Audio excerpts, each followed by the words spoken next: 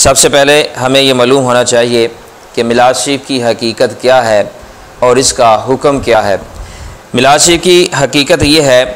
कि हुज़ूर पाक सल्लल्लाहु अलैहि वसल्लम की विलादत पाक का वाक़या बयान करना, हमल शरीफ के वाक़यात बयान करना, नूर मुहम्मदी अलैहिस्सलातु वस्सलाम के करामात बयान करना, हज़रत हलीमा सादिया रज़ी अल्लाह ताला अन्हा के यहाँ परवरिश हासिल करने के वाक़यात बयान करना और हुज़ूर पाक सल्लल्लाहु अलैहि वसल्लम की नात पाक पढ़ना ही मिलाद शरीफ है। अब वाक़या विलादत खा तन्हाई में पढ़ो या मजलिस जमा करके पढ़ो, नात पाक की सूरत में पढ़ो, बैठ कर पढ़ो, खड़े होकर पढ़ो, जिस तरह भी पढ़ो उसको मिलाद शरीफ कहा जाएगा। महफिल मिलाद शरीफ मुनक्किद करना, इसकी खुशी मनाना, इसके ज़िक्र के मौके पर खुशबू लगाना, गुलाब छिड़कना, खुशी का इजहार जिस जायज़ तरीके से भी हो वो मुस्तहब, बाइस बरकत और रहमत इलाही के नज़ूल का सबब है।